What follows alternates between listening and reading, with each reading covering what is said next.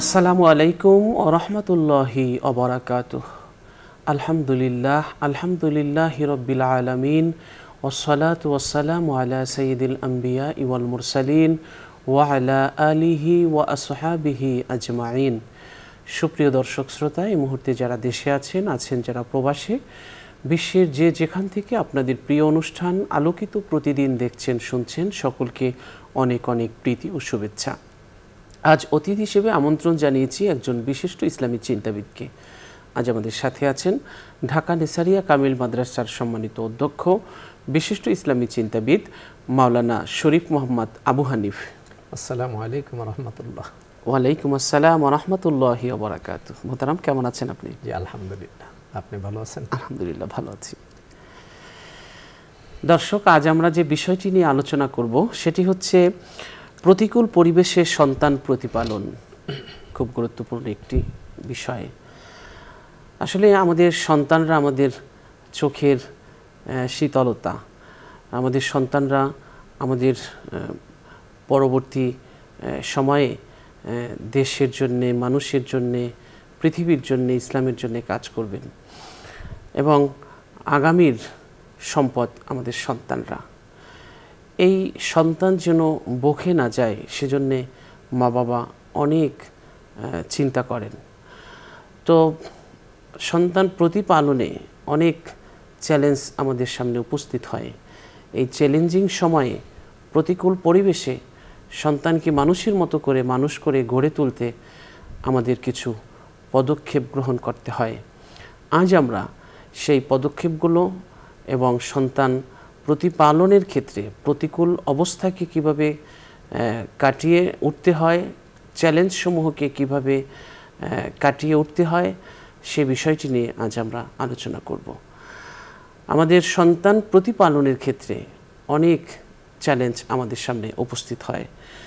বিশেষ করে সন্তানকে যদি সঠিকভাবে আমরা গাইডলাইন করতে না পারি, তাহলে পর্নোগ্রাফি ছোবল দিতে পারে। এই দিকটা মা বাবার খেয়াল রাখতে হবে।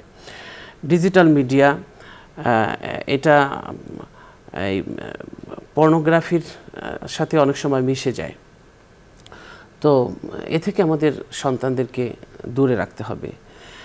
এরপর বিশেষ করে আমাদের সন্তানদেরকে স্ক্রিন টাইমে যে নিভে যাচ্ছে আমাদের সন্তানের আলোকিত জীবন, এদিকে খেয়াল রাখতে হবে এবং সময়ক্ষেক দানবের হাত থেকে আমাদের সন্তানদেরকে রক্ষা করতে হবে। কিভাবে স্ক্রিন টাইম শিশুর বৃদ্ধি এবং বিকাশে প্রভাব ফেলে, এগুলোকে স্ক্রিন টাইম বৃদ্ধি এটা নেতিবাচক প্রভাব ফেলে যে এ বিষয়ে আমাদের খেয়াল রাখতে হবে। এরপর ঘুম, আমাদের সন্তানরা অনেক সময় দেখা যায় যে বেশিরভাগ স্ক্রিনে সময় দেওয়ার কারণে অনেক সময় ঘুমের ব্যাঘাত হয়। এটা অনেক প্রভাব ফেলে তার জীবনে।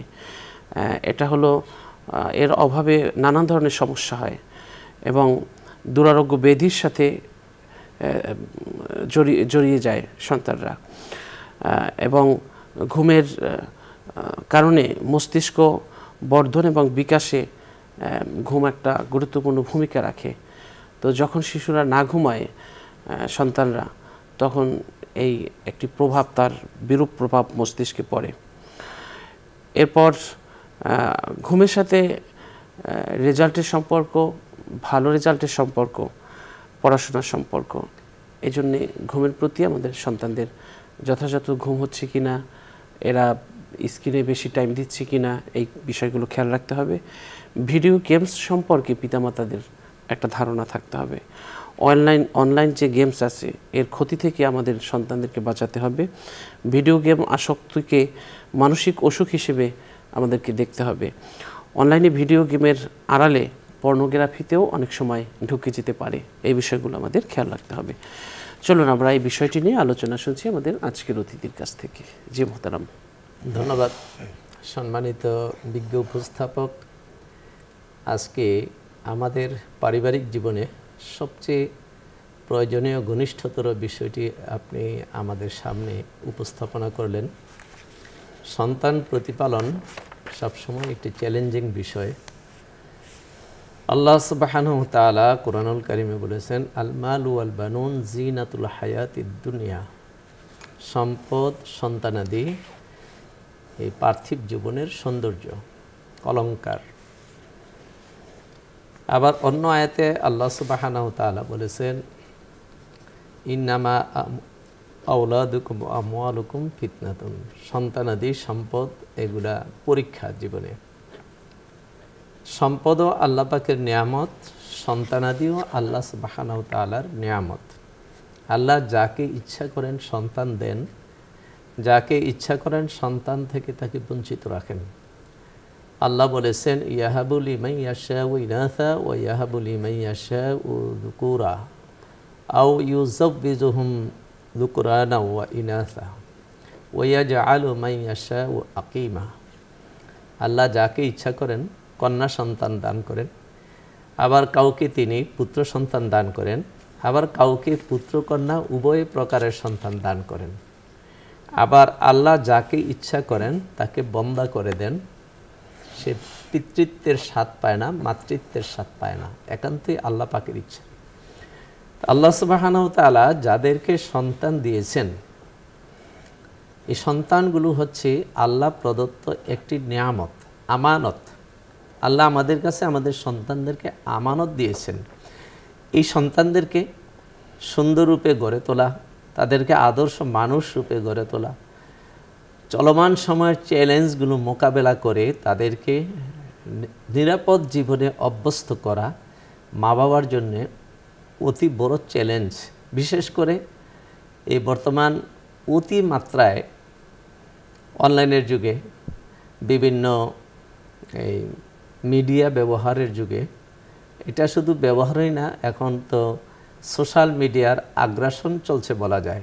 প্রতিটি পরিবার আজকে ছিন্ন বিচ্ছিন্ন অবস্থায় আছে এই সোশ্যাল মিডিয়ার আগ্রাসনের শিকার যারা হয়েছে। যারা সোশ্যাল মিডিয়াকে নিয়ন্ত্রিত ব্যবহার করতে পারে তারা কিন্তু উন্নতি করছে, কিন্তু সোশ্যাল মিডিয়ার কাছে যারা নিজেদেরকে হারিয়ে ফেলেছে, যে ব্যক্তি বা যে পরিবার, সে কিন্তু ভয়াবহ ক্ষতিগ্রস্ত হচ্ছে।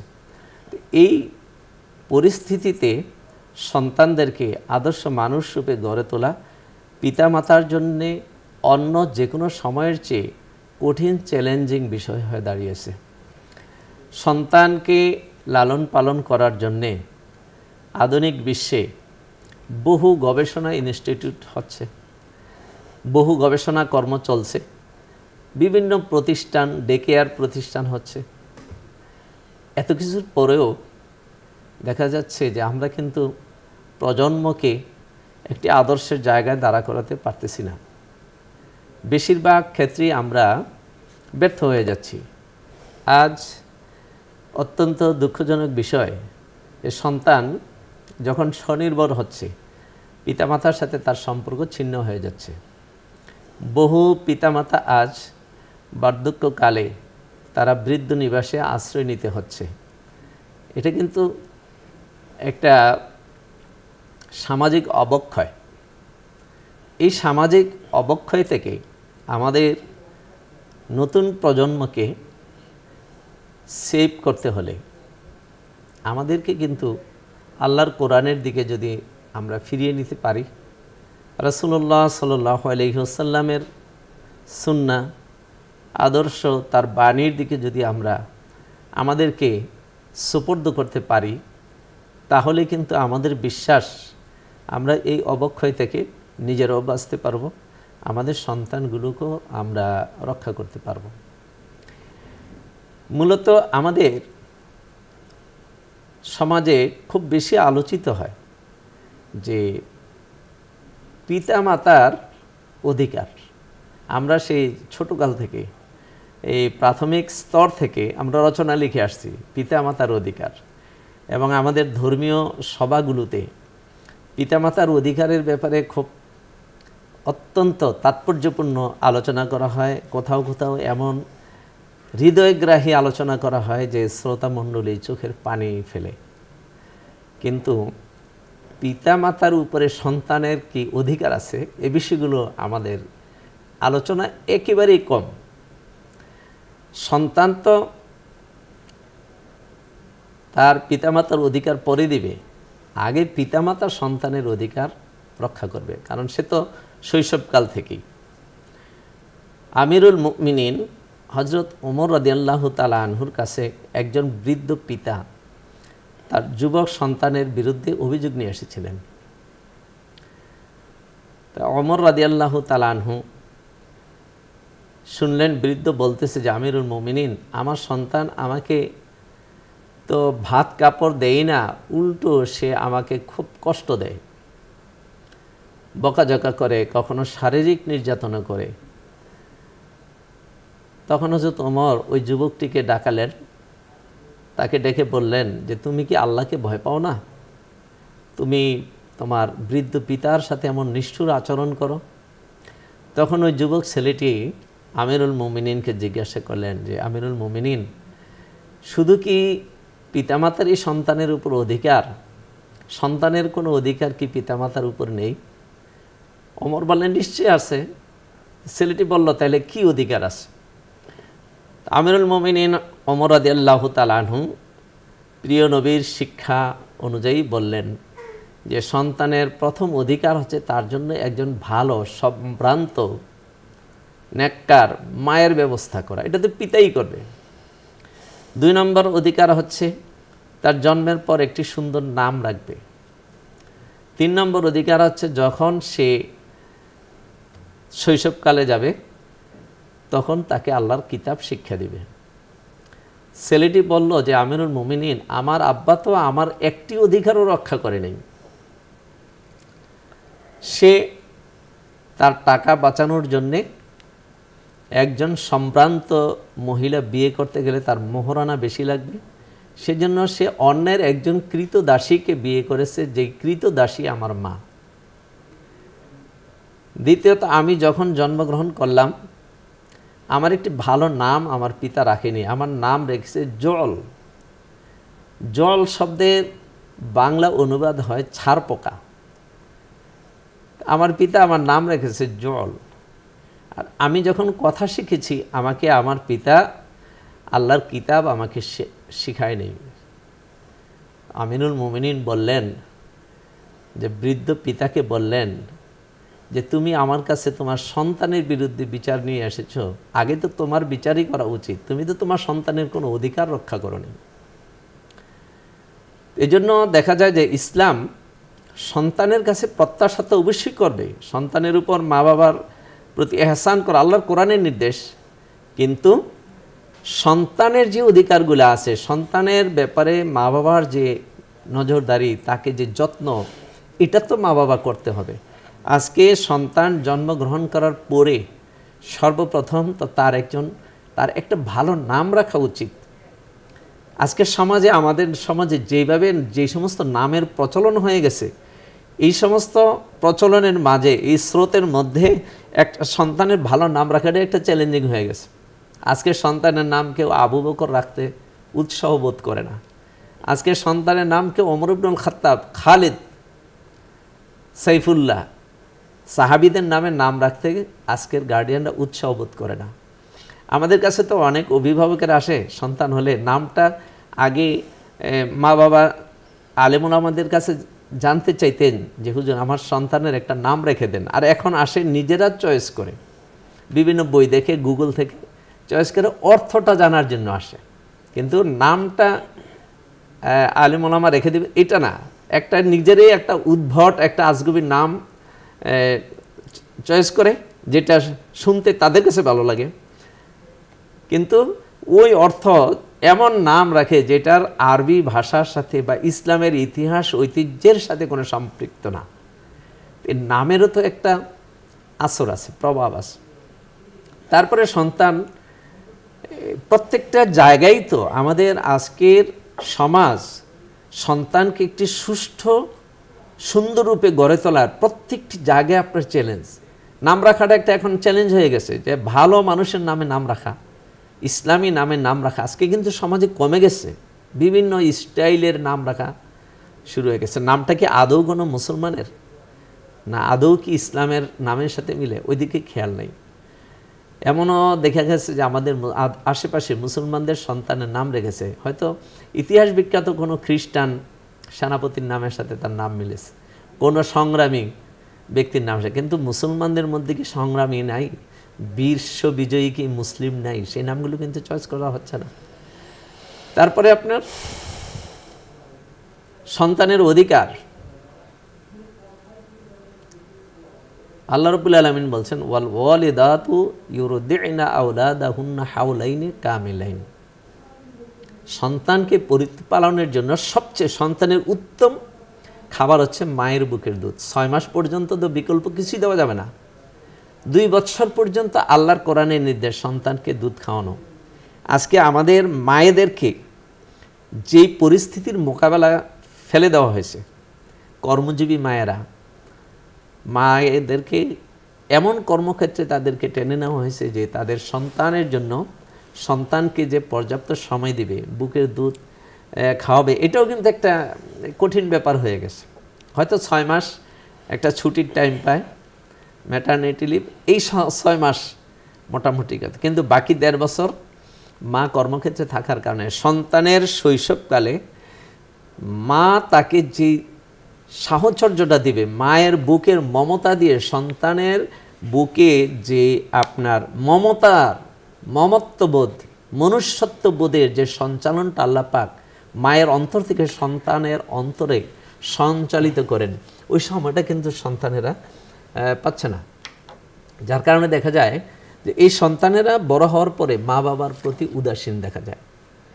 যেহেতু ওই শৈশবকালে হযরত ইমাম গাজ্জালী রহমাতুল্লাহ আলাইহি বলেছেন যে একটা শিশুকে আল্লাহ সুবহানাহু ওয়া তাআলা যখন পৃথিবীতে পাঠান তখন তার কলব, তার আত্মাটা থাকে ইনটেক।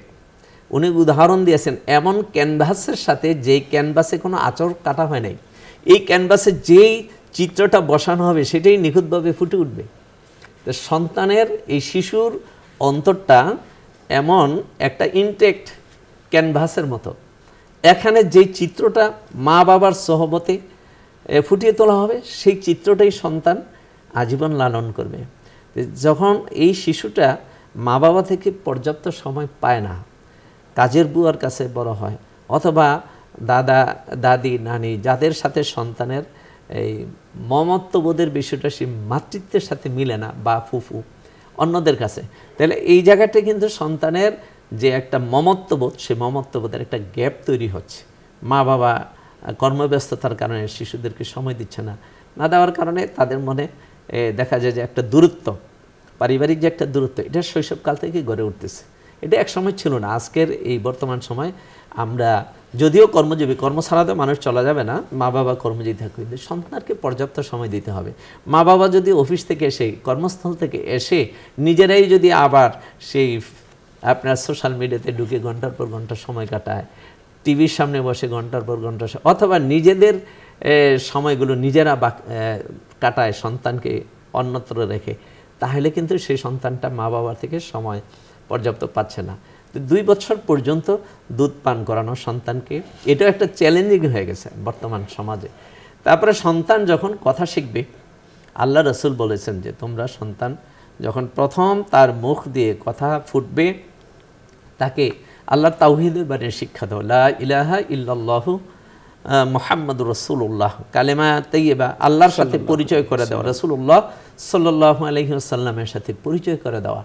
এটা আজকের যুগে অনেক বাসাতেই কিন্তু এই কালচারটা নাই। সন্তানকে প্রথমে কি ভিন্ন ভাষা, ভিন্ন কালচারের সাথে অভ্যস্ত করার একটা প্রবণতা আমাদের মাঝে দেখা দিয়েছে। রাসূলুল্লাহ সাল্লাল্লাহু আলাইহি ওয়াসাল্লাম দেখেন সন্তান লালন পালনে কত সূক্ষ্ম সূক্ষ্ম বিষয়গুলা বলেছেন। যেমন রাসূল পাক সাল্লাল্লাহু আলাইহি ওয়াসাল্লামের ঘরে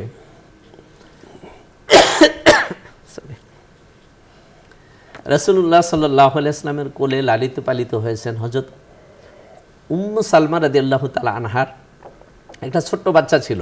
যখন আল্লাহ রাসূলের সংসারে তিনি আসলেন, বাচ্চাটার নাম ছিল ওমর। আল্লাহ নবী তাকে সাথে নিয়ে খেতে বসতেন, এবং খাবারটা কিভাবে শুরু করতে হবে, খাবার শুরুতে বিসমিল্লাহি আলা বারাকাতিল্লাহ শিখালেন। তারপর বললেন তোমার একেবারে কাছের খাবারটা তুমি খাও, আমাদের সন্তানরা কিন্তু সাধারণত প্লেটের চতুর্দিক থেকে খাবার ছোটরা এই করে, কিন্তু আল্লাহ রসুল শিখালেন, মা বাবা শিখাতে হবে যে তুমি খাবারটা এভাবে খাও, এভাবে কথা বলো, তারপরে কিভাবে ধরতে হয়, কিভাবে ছাড়তে হয়, কারোর সাথে কিভাবে কথা বলতে হবে, এগুলো কিন্তু মায়ের শিক্ষা। যেমন আরবের মিশরের একজন বিখ্যাত কবি আছে, শায়ের নাইল, নীল নদের কবি হাফিজ ইব্রাহিম, উনি একটা বুরসাইদ বালিকা মাদ্রাসায় বার্ষিক সভায় তাকে একটি ঐতিহাসিক কবিতা তিনি আবৃত্তি করেছিলেন। কবিতাটার শিরোনাম ছিল হিজনুল উম্মাহাত হিয়াল মাদ্রাসাতুল লিল বানিন ওয়াল বানাত, যে মায়ের কোল ছেলে মেয়েদের জন্য বিদ্যাপীঠ বা শিক্ষা প্রতিষ্ঠান। মায়ের কাছ থেকেই শিক্ষাটা শুরু করবে। এখন এই যে আচরণ, সন্তানদের আচরণ, এটা মা তাকে শিখাতে হবে, সেই জন্য সন্তানকে একটু সময় দিতে হবে। সেই সময়টা দেয় আজকের যুগে আমাদের বর্তমান সময়ে একটা বড় চ্যালেঞ্জ হয়ে গেছে। দেখা যায় মা নিজেই মোবাইল নিয়ে ব্যস্ত বা অন্য বিভিন্ন মিডিয়ায় বিভিন্ন কাজ নিয়ে ব্যস্ত, সন্তানকে সেই সময়টা দেওয়াটা এখন একটা কঠিন হয়ে গেছে। আবার আল্লাহর রাসূল কি বলেছেন যে সন্তানকে তার জীবনের শুরুতে শৈশবকাল থেকেই তাকে আল্লাহর ইবাদতে অভ্যস্ত করতে হবে, তাকে ইসলামের মৌলিক মাসাইলগুলো মা বাবাই শিখিয়ে দেবে। নবীজি বলছেন যে মুরু আওলাদাকুম বিসসালাত ওহুম আবনাউ সাবঈ সিনিন, যখন তোমার সন্তান 7 বছর বয়স হয়ে যায় তখন তাকে তুমি নামাজের আদেশ করো, নামাজ আদায় করার জন্য, নামাজে অভ্যস্ত হওয়ার জন্য তাকে তুমি আদেশ করো। তাহলে তাকে এখান থেকে প্র্যাকটিস করাতে হবে। সাহাবায়ে কেরামের জীবনীতে দেখা গেছে যে সাহাবায়ে কেরাম 7-8 বছরের ছোট ছোট বাচ্চাদেরকে আপনার রমজানের সিয়াম সাধনায় অভ্যস্ত করাইতেন। দুপুর পর্যন্ত থাকুক, অসুবিধা কি, দিনের একটা অংশ পর্যন্ত আস্তে আস্তে কিন্তু তারা অভ্যস্ত করাতেন। তারপরে সন্তানের হাত দিয়ে দান খয়রাত করা, এটা কিন্তু একসময় আমাদের সমাজেও ছিল, যে তাহলে কিন্তু তার মনের ভিতরে মমত্ববোধ তৈরি হয়, মানুষের অসহায় মানুষের প্রতি তার দায়িত্ববোধটা বেড়ে যায়। রাসূল সাল্লাল্লাহু আলাইহি ওয়াসাল্লাম বলেন 7 বছর থেকে তাকে প্র্যাকটিস করো, ওয়াদরিবুহুম আলাইহা ওয়াহুম আবনাউ 10 সিনিন, যখন সন্তানেরা 10 বছর বয়সে উপনীত হয় তখন তাদেরকে নামাজের জন্যে প্রয়োজনে প্রহার করো। ওয়াফাররিকু বাইনাহুম ফিল মাদাজি'i, যে 10 বছর বয়স হয়ে গেলে সন্তানদেরকে আলাদা আলাদা বিছানা। তা আজকে আমাদের শহুরে জীবনে অনেক পরিবারে এটা কিন্তু সম্ভব হয় না, এটার কিন্তু একটা খারাপ দিক আছে। এইটা এখনকার জীবনে আমাদের যে নগর জীবন, এই নগর জীবনে যাদের আয় সীমিত, ছোট বাসায় থাকে, তাদের জন্য এটা একটা বড় চ্যালেঞ্জ। অথচ আল্লাহর রাসূল যে এই কথাটা বলেছেন যে 10 বছর বয়সে উপনীত হলে তাদেরকে বিছানায় আলাদা করে, ছেলে মেয়েকে একসাথে ঘুমাতে দিবে না, মা বাবার সাথে রাখবে না। তাহলে এইটা একটা আজকের সমাজে, গ্রাম অঞ্চলে হয়তো অনেক সময় সহজে, কিন্তু অনেক কঠিন। কিন্তু এর ভিতরে আল্লাহর রাসূল যে এই আদেশটা দিয়েছেন, নিশ্চয়ই এর ভিতরে অনেক হিকমত আছে। ছেলে মেয়েদের আচরণ, তাদের মধ্যে লজ্জা শরম, এই বিষয়গুলোকে ঘরে তোলার জন্যে অনেক বিষয় এখানে নিশ্চয়ই আছে। তারপরে সন্তানদেরকে আমরা যে শিক্ষাটা দেই না, সেটা হলো সন্তানকে প্রথম জীবনেই তাকে শিখাতে হবে তাওহীদ কি, আল্লাহর একত্ববাদ কি, আর শিরিক কোনটা, কি কাজ করলে আল্লাহর সাথে শরীক হয়ে যায়, তাহলে তো তার ইমানের গণ্ডির ভিতরে সে থাকে না। এই জন্য হযরত লোকমান হাকিম যে শিক্ষাটা তার সন্তানকে দিয়েছেন, দেখেন কোরআন কত সুন্দরভাবে বলছেন যে সন্তানের প্রতিপালনটা কেমন হওয়া উচিত। যে ওয়াইযা ক্বালা লোকমানু লিইবনিহি ওয়া হুয়া ইয়াইদুহু ইয়া বুনাইয়া লা তুশরিক বিল্লাহ ইন্নাশ শিরকা লাযুলমুন আযীম, যে লোকমান হাকিম তার সন্তানকে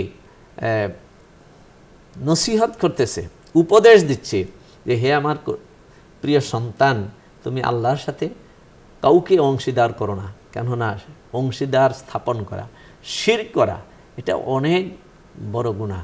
তাই আল্লাহ রাব্বুল আলামিন দেখেন এরপরে কি আল্লাহ বললেন কি, যে ওয়া ওয়াসাইনাল ইনসানা বিওয়ালিদাইহি ইহসানা, হামালাতহু উম্মুহু ওহানান আলা ওহানিন ওয়াফিসালুহু আমাইনে আনিশকুর লি ওয়ালি ওয়ালিদাইক। আল্লাহ পাক বললেন যে সন্তানকে দেখো তুমি তোমার মা বাবার প্রতি ইহসান করো, সদাচার করো, কারণ তোমার মা কষ্টের পর কষ্ট স্বীকার করে তোমাকে গর্ভে ধারণ করেছে 2 বৎসর, ওয়াফিসালুহু আমাইন, এবং 2 বৎসর তাকে বুকে তুলে কোলে তুলে তাকে দুধ পান করিয়েছে। আনিশকুর লি ওয়ালি ওয়ালিদাইক, তোমরা আমি আল্লাহর শুকুর আদায় করো, তোমার মা বাবার শুকুর আদায় করো। তাহলে সন্তানকে এই যে আল্লাহর প্রতি কৃতজ্ঞতা, মা বাবার প্রতি কৃতজ্ঞতা, মা বাবার প্রতি সদাচরণ করা, এটা তাকে শৈশবকালেই শিক্ষা দিতে হবে। এখন শৈশবকালে শিক্ষা দিতে গেলে আমার সন্তানকে আমার কাছে রাখতে হবে। এই জন্য আরবি ভাষায় একটা প্রচলিত প্রবাদ আছে যে কুনলি ওয়ালাদিকা মুআল্লিমান ওহুয়া সগীরুন ওয়া সদীকান ওহুয়া কাবীরুন, যে তোমার সন্তান যখন একেবারে শিশু থাকে তখন তুমি তার জন্য একজন শিক্ষকের ভূমিকা পালন করো, আর যখন সে একটু বড় হবে তখন তুমি তার বন্ধুর মতো আচরণ করো। তাহলে পিতামাতা যদি সন্তানের সাথে বন্ধুত্বের আচরণ করতে পারে তাহলে কিন্তু এই সন্তানটা কন্ট্রোলের বাইরে চলে যায় না। সন্তানকে নিয়ে একসাথে খাওয়া, একসাথে তাকে মসজিদে নিয়ে যাওয়া, একসাথে মসজিদ থেকে আনা, সন্তানকে সময় দেওয়া, সন্তানের কি বলতে চায় সেই কথাগুলো শোনা, না হয় সে কিন্তু ওই যে আপনার দুষ্ট অনাকাঙ্ক্ষিত যে ইয়াগুলা সাহচর্যগুলা তার মধ্যে চলে আসবে। এই জন্য মা বাবাকে সন্তানের বন্ধুর ভূমিকায় তাকে অবতীর্ণ হতে হবে। জি, চমৎকার বলছিলেন।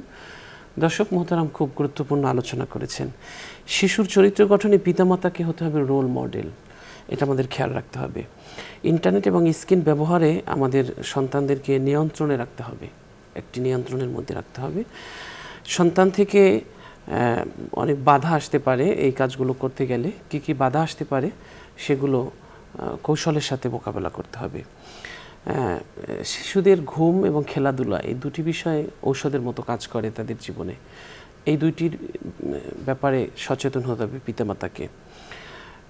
স্বাস্থ্যকর খাদ্যাভ্যাস খুব গুরুত্বপূর্ণ একটি শিশুর জন্য। এজন্য স্বাস্থ্যকর খাদ্যাভ্যাস গড়ে তুলতে হবে। আমাদের সন্তানরা দেখা যায় যে যেই হেলদি ফুড সেগুলো খেতে চায় না, এবং যেগুলো উপকারী সেগুলো খেতে চায় না, কিন্তু বাজারের যে খাদ্যগুলো স্বাস্থ্যসম্মত নয় এ ধরনের কিছু খাবারের প্রতি খুব আসক্ত। তো এজন্য আমাদের সন্তানদেরকে স্বাস্থ্যকর খাদ্য অভ্যাসে তাদেরকে গড়ে তুলতে হবে। এরপর আরেকটি জিনিস করতে হবে, তাদেরকে কম জিনিসপত্র দিয়ে বড় করতে হবে। কারণ হলো সে যত বেশি চাবে তত বেশি যদি আমরা দিতে থাকি তাহলে সে একটা সময় যখন বাস্তব জীবনে আসবে তখন ওই জিনিসগুলো সহজে যখন পাবে না তখন সে অন্যায় অপরাধে জড়াবে। এজন্য মাঝে মাঝে তাকে চাইবার মাত্রই নয়, তাদেরকে কষ্টটাও বোঝাতে হবে। তাদেরকে কষ্ট যে একটা জিনিস আছে সেটাকে তাদের বোঝাতে হবে। আর হলো পিতামাতাকে সন্তানের সক্রিয়ভাবে প্রতিপালনে অংশগ্রহণ করতে হবে। পিতাকেও, যেমন শুধু মাতাই সন্তানকে লালন পালন করবে এমনটি যেন না হয়। সন্তানের মাঝে ইসলামী চেতনা তৈরিতে ভূমিকা পালন করতে হবে এবং কাজ করতে হবে। সন্তানকে মুসলিম পরিচয় শেখাতে হবে এবং হালাল হারাম যে কনসেপ্টগুলো আছে সেগুলোকে যত্নের সাথে সন্তানদেরকে শেখাতে হবে। দুষ্টমির ছলেও কখনো শিশুদের সাথে খারাপ শব্দ ব্যবহার করা যাবে না এবং খারাপ শব্দ তাদেরকে শেখানো যাবে না, অশালীন শব্দ শেখানো যাবে না। সামাজিক কাজে শিশুদেরকে জড়াতে হবে, ছোট ছোট কাজে, যেন তারা বোঝে যে আসলে সামাজিক একটা জীবন আছে, সামাজিক কাজকর্ম করতে হয়, সামাজিকভাবে বেড়ে উঠতে হয়। মানসিক হতাশাগ্রস্ত সন্তানদের ব্যাপারে ব্যবস্থাপত্র তৈরি করতে হবে এবং সেই সন্তানকে কিভাবে সেখান থেকে উঠিয়ে আনতে হবে সেই কৌশল জানতে হবে। এরপর আরও কিছু বিষয় আমাদের সন্তানদের প্রতিপালনের ক্ষেত্রে খেয়াল রাখতে হবে। সেগুলো হলো সন্তান কার সাথে খেলাধুলা করবে, খারাপ পরিবেশে মাদকের সাথে মিশছে কি না, এবং কোনো খারাপ সাইডগুলোর সাথে সে সম্পর্কিত হচ্ছে কি না, এই জিনিসগুলো আমাদের খেয়াল রাখতে হবে সন্তান প্রতিপালনের ক্ষেত্রে। আমরা আজকের সন্তান প্রতিপালনের ক্ষেত্রে নানান চ্যালেঞ্জ আছে, সেই চ্যালেঞ্জগুলোর কথা তুলে ধরলাম এবং সেই চ্যালেঞ্জ মোকাবেলায় করণীয় কী রয়েছে সেগুলো কিছু তুলে ধরলাম। আসুন আমরা এগুলো আমল করার মাধ্যমে আমাদের সন্তানদেরকে মানুষের মতো মানুষ করে গড়ে তুলি। আল্লাহ আমাদের কবুল করুন। আমরা অনুষ্ঠানের শেষ প্রান্তে চলে এসেছি। আমাদের এই পর্যায়ে রয়েছে একটি মোনাজাত। দর্শক, আমরা মোনাজাতে যাচ্ছি, আর মোহতারামকে জানাচ্ছি অনেক অনেক ধন্যবাদ সুন্দর আলোচনা করার জন্য। اللهم صل على سيدنا ونبينا وشفينا وحبيبنا ومولانا محمد صلى الله عليه وعلى آله وأصحابه وبارك وسلم. اللهم آمين. اللهم آمين. ربنا ظلمنا أنفسنا وإن لم تغفر لنا وترحمنا لنكونن من الخاسرين. آمين. ربنا لا تزغ قلوبنا بعد إذ هديتنا وهب لنا من لدنك رحمة إنك أنت الوهاب. آمين. الله رب العالمين, আপনি ক্ষমাকারী, সাহায্যকারী, আপনি অভিযোগ অনুমোদনকারী, আপনি হাকিম, আপনি মহাজ্ঞানী। আকাশের মালিক, জমিনের মালিক, পর্বতের মালিক, পাহাড়ের মালিক, সাগরের মালিক, মরুভূমির মালিক, জীবনের মালিক, মরণের মালিক। আপনার কাছে মিনতি করছি, জীবনে অনেক গুনাহ করেছি আল্লাহ। আপনি গুনার দিকে তাকালে আপনার রাগ হবে, গুনার দিকে তাকালে আপনার গোসা হবে। গুনার দিকে না তাকিয়ে মোদের আকুতি মিনতি ফরিয়াদের দিকে তাকিয়ে মোদের জিন্দিগির সমস্ত গুনাহ খাতা আপনি মাফ করে দিন। আমিন। আল্লাহ রব্বুল আলামিন, আপনি করেছেন মেহেরবানি, আমরা করেছি নাফরমানি। আপনি দরজা খুলে রেখেছেন, আমরা আপনার দরজা ছেড়ে পালিয়ে বেরিয়েছি। জীবনের পরন্ত বিকালে এসে বুঝতে পারি অনেক ভুল হয়ে গেছে। জীবনের মালায় মনের হেলায় গেঁথেছি গো যত ফুল, মৃত্যু বিছানায় এসে দেখিয়ে যে সবই করেছি ভুল। যেগুলোকে ফুল ভেবে জীবনের সাথে জড়িয়েছি, মৃত্যুর বিছানায় পরে বুঝতে পারি এগুলো ছিল ভুল। তখন আর রব্বুল আলামিন শুধরানোর কোনো সুযোগ থাকে না। তাই তোমার কাছে ফরিয়াদ, মৃত্যুর বিছানায় পড়ার আগে জীবনের যত ভুল আছে সব শুধরে সংশোধন করে পরিচ্ছন্ন হয়ে কবর দেশে যেতে পারি সেই তৌফিক তুমি নসিব করে দিও আল্লাহ। আমিন। আল্লাহুম্মা। মুখের সব ভাষাগুলো একদিন হারিয়ে যাবে, চিরদিনের জন্য মুখ বন্ধ হয়ে যাবে, চোখ বন্ধ হয়ে যাবে, নিঃশ্বাস বন্ধ হয়ে যাবে, সব বন্ধ হয়ে যাবে। টান টান হয়ে পড়ে থাকবে হাত দুখানা। এক এক করে সব পোশাকগুলো খুলে নিয়ে সাদা কাপড় দিয়ে যখন জড়িয়ে দিবে স্বজনেরা, মৃত্যুর খাটে চড়িয়ে বিদায় দিয়ে চিরদিনের চিরচেনা ঘর থেকে নামিয়ে যখন অজানার পথে দিয়ে আসবে, রব্বুল আলামিন দুনিয়ার সব মানুষের সাথে ভালোবাসার বন্ধন যখন ছিন্ন হয়ে যাবে, সম্পর্ক যখন ছিন্ন হয়ে যাবে, তুমি ছাড়া আর কেউ থাকবে না। ওই সময় তুমি আমাদেরকে রব্বুল আলামিন আল্লাহ তুমি অন্যের হাতে তুলে দিও না। তোমার রহমতের কোলে ওই সময় তুমি জান্নাতি পরিবেশে জান্নাতের মধ্যে আমাদেরকে থাকার ব্যবস্থা করে দিও আল্লাহ। আমিন। রব্বুল আলামিন, সাজানো পৃথিবীর প্রতি মায়া মহব্বত হয়েছে, মিছে এই রংধনু 7 রং, এই রঙের মার পেছে পড়ে আমরা তোমাকে ভুলে রয়েছি, তোমাকে আপন করতে পারিনি গো রব্বুল আলামিন। তোমার বন্ধু হতে পারি, তোমার আপন হতে পারি, সেই তৌফিক তুমি আমাদেরকে নসিব করে দাও। আমিন। রব্বুল আলামিন, পাপের পাহাড় ঠেলে তোমার কাছে যেতে পারি সেই তৌফিক দাও। আমিন। তোমার দরবার থেকে আমাদের এই ফরিয়াদ তুমি ফেরত দিও না গো রব্বুল আলামিন। তোমার কাছে ফরিয়াদ, অসুস্থ যারা আছে আমাদের সাথে হাত তুলেছে যারা, এই অসুস্থদেরকে তুমি দৈহিক সুস্থতা দান করো আল্লাহুম্মা আমিন। রব্বুল আলামিন, তোমার কাছে ফরিয়াদ করি, অনেক অপরাধ করেছি, অপরাধের দিকে তাকালে লজ্জা হয় আল্লাহ, তবুও তোমার দরজা ছাড়া আর কোনো দরজা নাই, তাই তোমার দরজায় বারবার ফিরে আসি।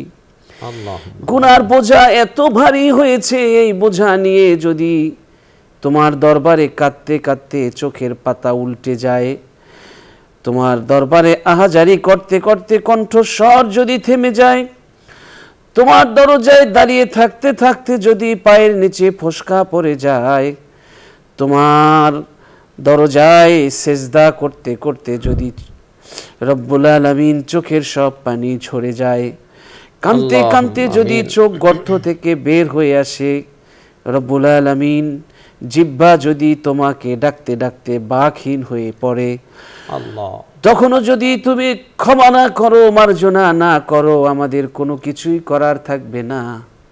তখনও যদি তুমি ক্ষমা করো, তাহলে রব্বুল আলামিন সেটা হবে আমাদের জন্য দয়া, করুণা, অনুগ্রহ।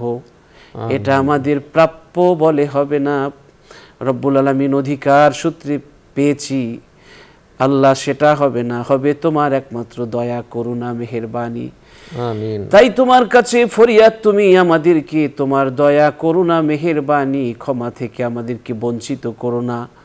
তোমার ক্ষমার নেয়ামত আমাদের জীবনে তুমি আল্লাহ দান করো। আমিন। রব্বুল আলামিন এই অনুষ্ঠানের পৃষ্ঠপোষক বসুন্ধরা গ্রুপের চেয়ারম্যান, আল্লাহ তাকে নেক হায়াতে তৈয়বা দান করো। আল্লাহ তাআলা তার জীবনের সমস্ত দুঃখ, কষ্ট, বেদনা আর প্রতিষ্ঠানগুলোর যত প্রতিবন্ধকতা সবকিছু তুমি দূর করে দাও। আমিন। আল্লাহ, ইয়া রব করম তু अगर करे ओ बादे ज़बा को जो दिल पर असर करे रब्बना तक़ब्बल मिन्ना इन्नका अंतस समीउल अलीम व तुब अलैना या मौलाना इन्नका अंतात तव्वाबुर रहीम। আমিন। রব্বুল আলামিন আজকের যে বিষয়টি নিয়ে আলোচনা হয়েছে, চ্যালেঞ্জিং সময়ে সন্তান প্রতিপালন, প্রতিকূল পরিবেশে সন্তান প্রতিপালন, রব্বুল আলামিন আমাদের সন্তানদেরকে এই চ্যালেঞ্জ এবং প্রতিকূলতার মধ্যে মানুষের মতো মানুষ করে গড়ে তুলতে পারি, সেই তৌফিক তুমি আমাদেরকে নসিব করে দাও। আমিন। আল্লাহ, রব্বিরহামহুমা কামা রব্বায়ানি সগীরা সুবহান রাব্বিকা রব্বিল ইজ্জাতি আম্মা ইয়াসিফুন ওয়া সালামুন আলাল মুরসালিন والحمد لله رب العالمين আমিন আমিন। দর্শক, দীর্ঘ সময় আমাদের সাথে যারা থেকেছেন সকলকে অনেক অনেক ধন্যবাদ। আবার দেখা হবে আগামীকাল ঠিক এই সময়। এই অনুষ্ঠান আপনিও দেখুন, অন্যকেও দেখতে উৎসাহিত করুন। আল্লাহ হাফেজ। আসসালামু আলাইকুম ওয়া রাহমাতুল্লাহি ওয়া বারাকাতুহু।